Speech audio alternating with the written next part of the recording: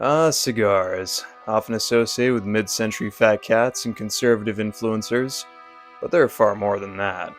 They do not exist for a mere nicotine hit. They are not processed with hundreds of additives like arsenic. They are the straight leaf, carefully nurtured in very particular soils in very particular regions for very particular flavor profiles. The leaves dried and rolled with care, maintained at a specific humidity, all so that they might be savored. Like a good whiskey or dark chocolate. A little history. My primary mode throughout life has always been, if there's nothing wrong with it, then why not?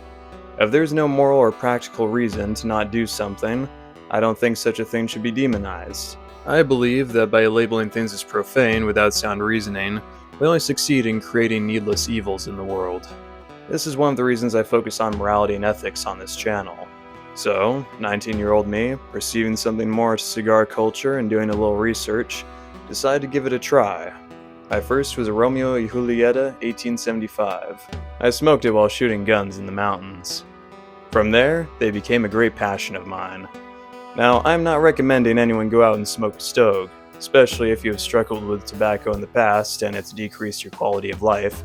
Don't watch this. Leave, go, be at peace, winds be at your back, etc., etc. I am simply stating that at this stage in my life, cigars have been a genuine blessing. In my earlier youth, I was very into habit culture, optimizing my daily life for success. I was trying to enlist at the time, so my mindset was a bit different, oriented towards utility and results. Daily rituals were not so much a thing of reverence as a means to an end. Ritual was just a word, especially if there was little benefit in keeping a ritual daily outside of some dopamine hit. But eventually, I guess I got spooked by the hardcore good habits culture and maxing out one's life because I need room for spontaneity and don't mind if I'm not first in the pecking order. Even growing up, when they talked about being called least in heaven if you didn't abide by certain edicts, I thought, well, I'll still be in heaven, won't I? Why worry about my place in some hierarchy if I'm already in an eternity of bliss? Some of you may have seen my little trilogy of videos called You Want to Hear from God, yes? Where I tripped on mushrooms, spoke to God, and it told me to quit cigars. Perhaps it was my subconscious attributing sentience and character to the events transpiring around me, but the fact remains, I wasn't respecting cigars. I suppose I was at a place where I was honoring my daily routines more and found that this long-time habit was holding me back more than anything. Not that it was ruining my life or anything, but I didn't really have any guardrails in place, sometimes having 3 in a day, because why not? And my subconscious was telling me that I was hindering myself in some way, namely, my bank account, and the unstructured nature of my habit bit into my time more than I would like. After that, I was cigar-free for a few months. But I was also entertaining spirituality in a pretty unhealthy manner.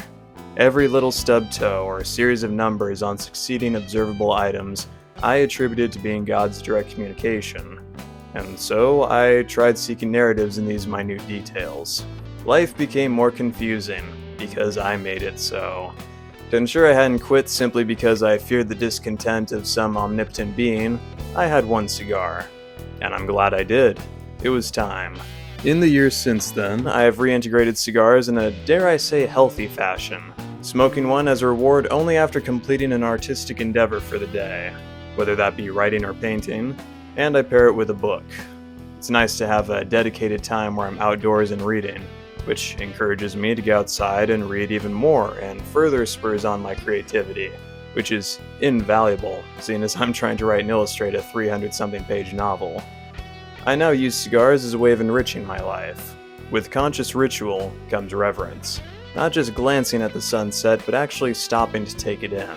Because that's the only one of that specific sunset you'll ever see. And likewise with a good cigar. It is a unique experience you will never be able to savor in the exact same way again. One cannot step into the same river twice or something to that effect. A relatively wise man once said, "Every man needs vice and religion." I decided to combine them.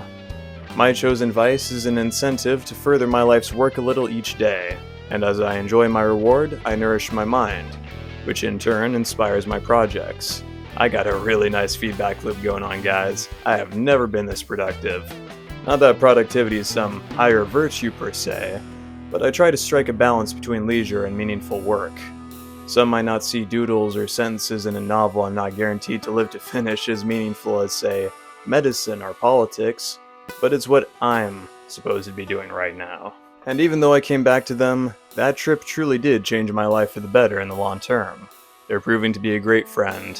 I'm burning through books again, I'm making a little progress every day, and cigars by their very nature force one to slow down and be present.